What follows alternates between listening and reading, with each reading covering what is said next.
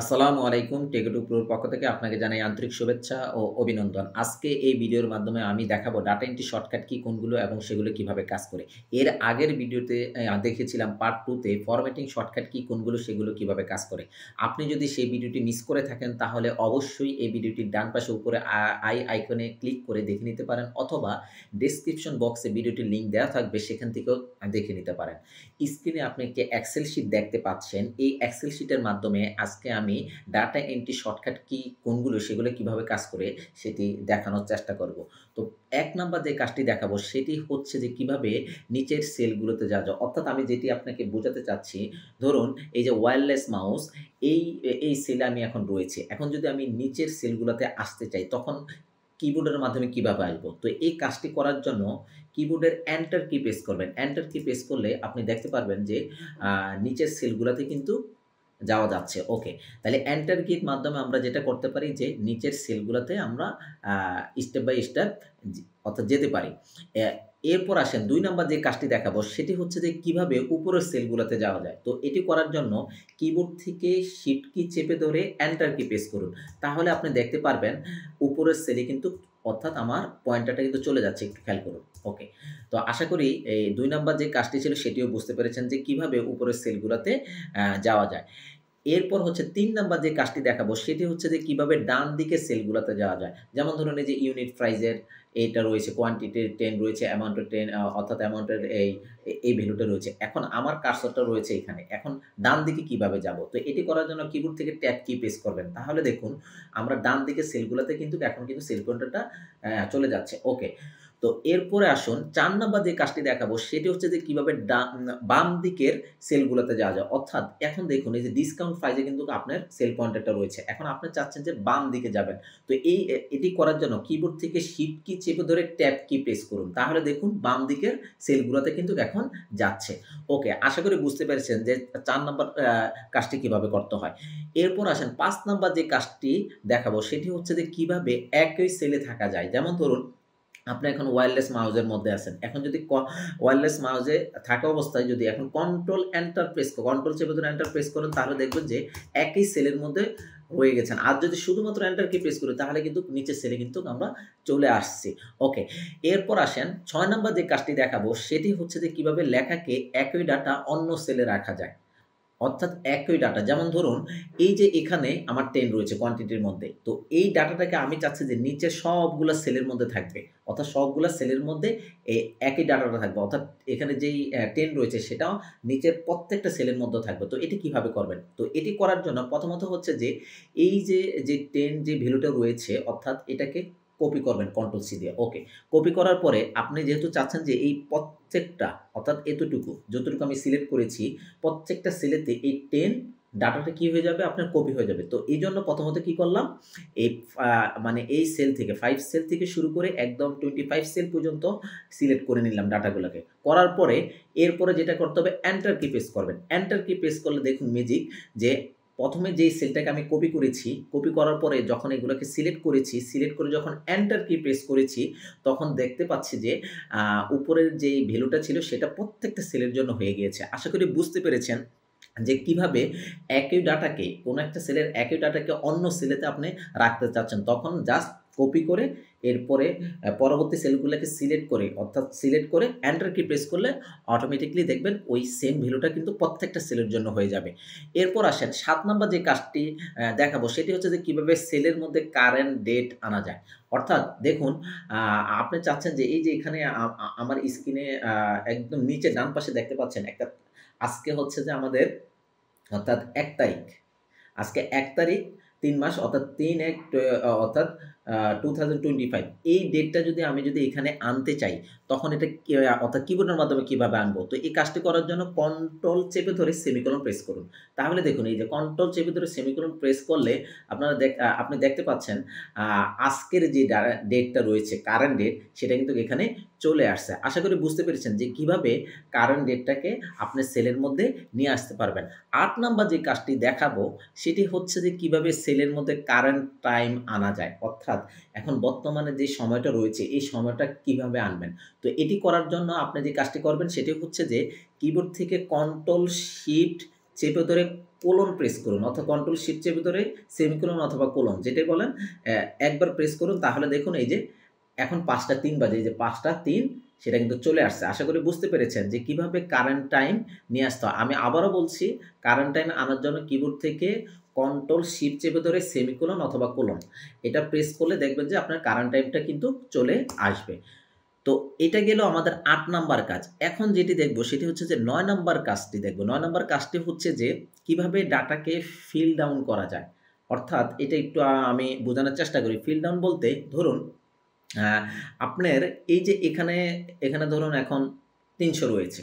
আমি এই যে HDMI কেবল ৩০০। এখন এই উপরের ডাটাকে আপনি চাচ্ছেন যে ফিল ডাউন করার জন্য, অর্থাৎ এই ১৫০০ যেটা রয়েছে সেটাকে যদি আপনি এখানে আনতে চান ৩০০-র মধ্যে, অর্থাৎ ৩০০ সেলের মধ্যে, তখন কিভাবে করবেন? কন্ট্রোল ডি প্রেস করলে দেখুন একই এই যে উপরে যে ডাটাটা রয়েছে ১৫০০ সেটা কিন্তু আমার এই সেলের মধ্যেও কিন্তু চলে আসছে। এখন আপনি যদি চান যে না আমি চাচ্ছি যে এই যে ১৫০০টা সম্পূর্ণ সবগুলা নিচের সবগুলাতে হবে, তখন কিভাবে করবেন? তখন যে জিনিসটা করবেন, এই ১ম এ এই ১৫০০ সেল থেকে শুরু করে এই সেল পর্যন্ত সিলেক্ট করবেন। সিলেক্ট করে এখন যদি কন্ট্রোল ডি প্রেস করুন তাহলে দেখুন এই ১৫০০টা যেহেতু এটা ১ম সেল ছিল এখান থেকে সিলেক্ট করে আমি শেষ পর্যন্ত নিয়েছি। এইজন্য ১৫০০টাকে ধরে একদম সবগুলোর জন্য আপনার ১৫০০ হয়ে গিয়েছে। আবারও বলছি, ধরুন এই যে এখানে ৫ আছে, ৫% অথবা 5% আছে।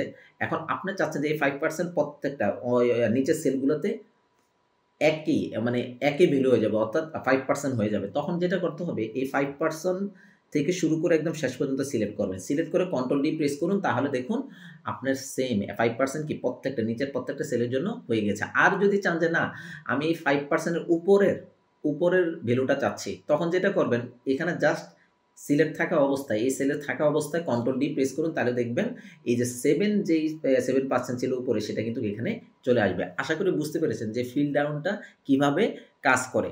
এবার আসেন যে ১০ নম্বর যে কাজটি দেখাবো সেটি হচ্ছে কিভাবে ডাটাকে ফিল রাইট করা যায়। অর্থাৎ দেখুন এই যে এখানে ধরুন আমাদের কত আছে 10 আছে, ওকে।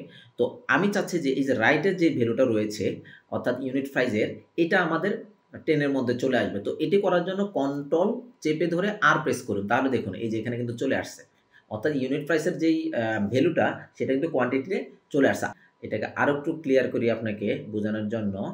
ধরুন এই যে এই ভ্যালুটাকেই ধরেন এই যে $1200 যেটা রয়েছে এটাকে আমি প্রত্যেকটা সেলের জন্য চাচ্ছি। তখন কন্ট্রোল আর প্রেস করুন তাহলে দেখুন কন্ট্রোল আর প্রেস করলে প্রত্যেকটার জন্য কিন্তু সেটা কিন্তু চলে আসছে। একটু খেয়াল করলে বুঝতে পারবেন। এই দেখুন ১২০০ এখানে ছিল, এটার জন্য ১২০০ চলে আসছে, $1200 এটার জন্য $1200 চলে আসছে। আশা করি বুঝতে পেরেছেন যে ফিল্ড রাইট কিভাবে কাজ করে। অর্থাৎ ফিল্ড রাইট হচ্ছে যে আপনার পূর্বের সেলটাকে আপনি যদি বর্তমানে যে সেলে কাজটা রয়েছে সেখানে চান কন্ট্রোল আর দিতে পারেন, অথবা সিলেক্ট করবেন যতগুলো সেল লেফট থেকে রাইটে সিলেক্ট করবেন ততগুলা দেখা গেছে যে আপনার প্রথম যে সেল থেকে সিলেক্ট করছেন ওই সেলের ভ্যালুটা প্রত্যেকটা সেলের জন্য হয়ে যাবে।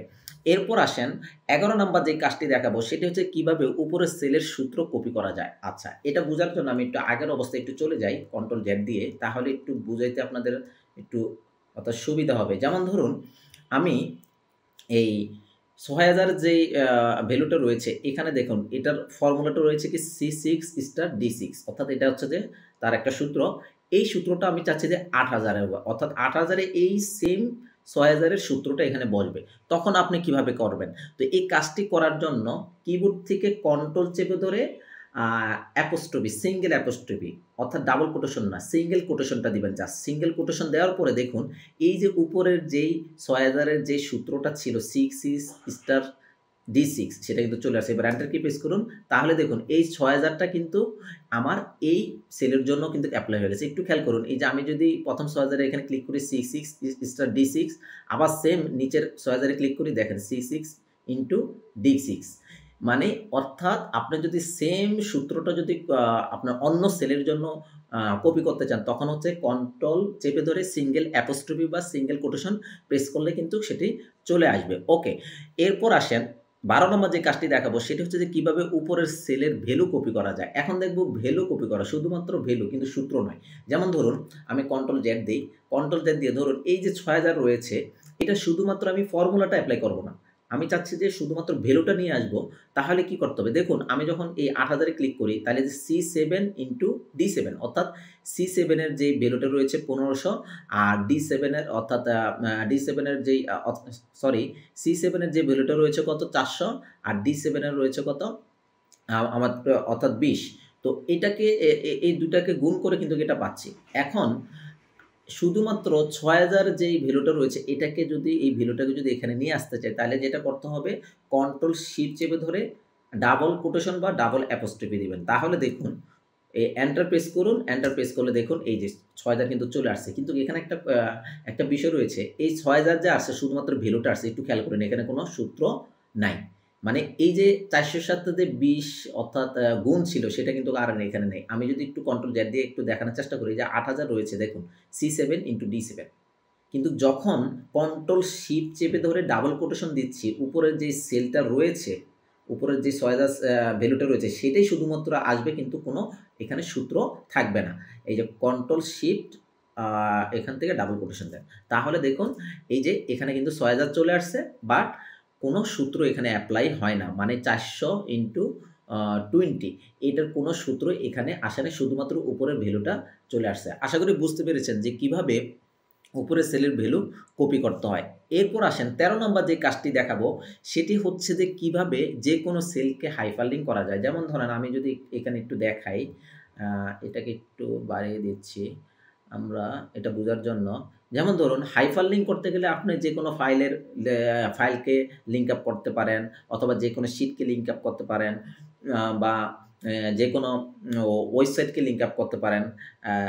এক্সেলে মানে এই জাতীয় কাজগুলো আপনি করতে পারেন। যেমন ধরেন আমি যদি চাই যে কোনো একটা শিটকে যদি আমি এখানে লিঙ্ক করতে চাই তাহলে সেটা করতে পারবো। যেমন এখানে দেখুন একটা কি রয়েছে টেক্সট স্প্লিট শিট রয়েছে। তো আমি এটা জাস্ট এখানে লিখে দিলাম টেক্সট স্প্লিট শিট। এটা লিখে এন্টার প্রেস করলাম। এন্টার প্রেস করার পরে এখন যদি এটাকে যদি আমি এই এখানে থাকা অবস্থায় কন্ট্রোল কে মানে টেক্সট স্প্লিট শিটকে যদি আমি হাইপারলিংক করতে চাই বা লিঙ্ক আপ করতে চাই এই টেক্সট স্প্লিট শিটের সাথে, তখন যেটা করতে হবে এই সেলে কার্সর থাকা অবস্থায় কন্ট্রোল কে প্রেস করবেন। কন্ট্রোল কে প্রেস করার পরে এরকম একটি ইনসার্ট হাইপারলিংক ডায়লগ বক্স আসবে। এখান থেকে দেখুন এই যে আমাদের যেটা রয়েছে রিসেন্ট ফাইল অর্থাৎ রিসেন্ট ফাইল বলেন বা প্লেস ইন দিস ডকুমেন্ট। একটু ওয়েট করুন, আমি একটু দেখানোর চেষ্টা করতেছি। ওকে, আমি এখান থেকে না প্লেস ইন দিস ডকুমেন্ট, এই যে দেখুন প্লেস ইন দিস ডকুমেন্টে গেলে যেহেতু আমি এখানে আমাদের একটা এক্সেল ফাইলে ২টা শিট রয়েছে, এই যে দেখুন টেক্সট স্প্লিট, এটা সিলেক্ট করে ওকেতে ক্লিক করি তাহলে দেখেন এখানে কিন্তু একটা লিঙ্ক চলে আসছে অলরেডি। এই যে দেখুন টেক্সট স্প্লিট শিট। এটাকে যদি আরেকটু বড় করি তাহলে বুঝতে পারবেন আশা করি। এটাকে ১৬ করে দিচ্ছি, এটার একটু কালারটাকে একটু পরিবর্তন করে দিচ্ছি তাহলে একটু এক্সাক্টলি ক্লিয়ারলি ভাবে বুঝতে পারবেন। ওকে, এখন দেখুন এই যে এখানে কিন্তু একটা আন্ডারলাইন চলে আসছে আর এটার উপরে নিলে দেখুন একটা কিন্তু হ্যান্ড একটা মানে হাত দেখাচ্ছে, ঠিক আছে? মানে আঙ্গুল দেখাচ্ছে। তো এখন যদি আমি এখানে ক্লিক করি, ক্লিক করলে দেখুন টেক্সট স্প্লিট যেই শিটটি রয়েছে সেই শিটে কিন্তু চলে আসবে। এই যে দেখুন চলে আসছে। এটি গেল আমাদের শিটের মানে এক শিট থেকে আরেক শিটে কিভাবে লিঙ্ক আপ করতে হয়। এরকম করে আপনি চাইলে যে কোনো ওয়েবসাইটকেও কিন্তু আপনি লিঙ্ক আপ করতে পারবেন, যে কোনো একটা ফাইলকে লিঙ্ক আপ করতে পারবেন। এটি করতে গেলে যেটি করতে হবে অবশ্যই যে কোনো একটা নাম দিবেন, এই সেলের নাম দেওয়ার পরে কন্ট্রোল কে দিয়ে আপনি কোন জিনিসটাকে লিঙ্ক আপ করতে চাচ্ছেন সেটি কিন্তু আপনি করতে পারবেন। আশা করি বুঝতে পেরেছেন যে কীভাবে হাইপার লিঙ্ক করতে হয় যে কোনো অর্থাৎ যে কোনো ফাইল হতে পারে, যে কোনো লিঙ্ক হতে পারে। ওকে, এরপরে আসেন ১৪ নম্বর যে কাজটি দেখাবো সেটি হচ্ছে যে কীভাবে পূর্বের সেলের ডাটাগুলোকে লিস্ট আকারে দেখা যায়। ওকে, তো এটি করার জন্য ধরুন আমি এখানেই দেখানোর চেষ্টা করি। আমি এখানে কিছু নাম লিখব। ধরুন আমি লিখলাম যে আপেল, অরেঞ্জ এরকম একটা কিছু লিখলাম, ম্যাঙ্গো। এখন আসেন এই যে অ্যাপল লিখলাম, অরেঞ্জ লিখলাম, ম্যাঙ্গো লিখলাম। এখন আমি চাচ্ছি যে এই ৩ টা কিন্তু আমি রিপিট আবার পুনরায় আমি ব্যবহার করতে চাচ্ছি। তখন আমি যেটি করতে পারি আবার লিখব না। তখন আমরা যেটি করব একটা লিস্ট আকারে যেন অটো কমপ্লিট হিসেবে চলে আসে বা অটোভাবে চলে আসে। তো এটি করার জন্য অল্টার প্রেস করে অল্টার চেপে ধরে ডাউন অ্যারো কি প্রেস করুন। তাহলে দেখুন এই যে এখানে কিন্তু উপরে যে ৩ টা আইটেম ছিল সেটা কিন্তু এখানে চলে আসছে যে অ্যাপল চলে আসছে, ম্যাঙ্গো চলে আসছে, অরেঞ্জ চলে আসছে। এখন এখান থেকে আমি যেটা চাচ্ছি সেটা সিলেক্ট করে দিলে অটোমেটিক্যালি কিন্তু সেটি কিন্তু চলে আসবে। আশা করি বুঝতে পেরেছেন যে কিভাবে মানে অটো কমপ্লিট অর্থাৎ করতে হয় সেটা কিন্তু এখান থেকে দেখে নিতে পেরেছেন। এরপর হচ্ছে সর্বশেষ ১৫ নাম্বার যে কাজটি দেখাবো সেটি হচ্ছে যে কিভাবে যেকোনো কলামকে ফ্লাশ ফিল করা যায়। ওকে। তো এটি যদি বুঝাতে চাই তাহলে আমি এগুলাকে একটু রিমুভ করে দেই। আ অর্থাৎ প্লাস ফিল বলতে বোঝাচ্ছি ধরেন এই যে ওয়্যারলেস মাউস রয়েছে, ওয়াইড কিবোর্ড রয়েছে এগুলোই যদি আপনি এখানে আবার চান। ধরুন এই যে ওয়্যারলেস মাউস, ওয়াইড কিবোর্ড এটাকে যদি আমরা বারবার লিখি, যেমন আমি লিখলাম ওখানে mouse. Wireless mouse, word keyboard, এরকম যদি আমরা লিখতে যাই তাহলে দেখা গেছে অনেক সময় লাগতে পারে। তো এটি যেন না করতে হয় সেজন্য ১ম যেই ডাটাটা রয়েছে ওয়্যারলেস মাউস সেটা লিখার পরে এই সেকেন্ড অর্থাৎ এন্টার দিয়ে এরপরে এই সেকেন্ড সেলে থাকা অবস্থায় কন্ট্রোল ই প্রেস করুন। কন্ট্রোল ই তাহলে দেখুন ম্যাজিক যে টোটালি আমার এই কলামে যা সেলের মধ্যে যে তথ্যগুলো ছিল সেগুলো কিন্তু ধারাবাহিকভাবে কিন্তু অলরেডি চলে আসছে। এটিকেই বলা হচ্ছে যে প্লাস ফিল। অর্থাৎ কিভাবে আ অল্প সময়ের মধ্যে আপনি যেকোনো কলামের ডাটাগুলাকে নিমিষের মধ্যে নিয়ে আসতে পারেন সেটি এখানে দেখানোর চেষ্টা করেছি। তো যদি ভিডিওটি ভালো লাগে থাকে তাহলে অবশ্যই লাইক করবেন, সাবস্ক্রাইব করবেন এবং কমেন্ট করে জানাবেন। আসসালামু আলাইকুম।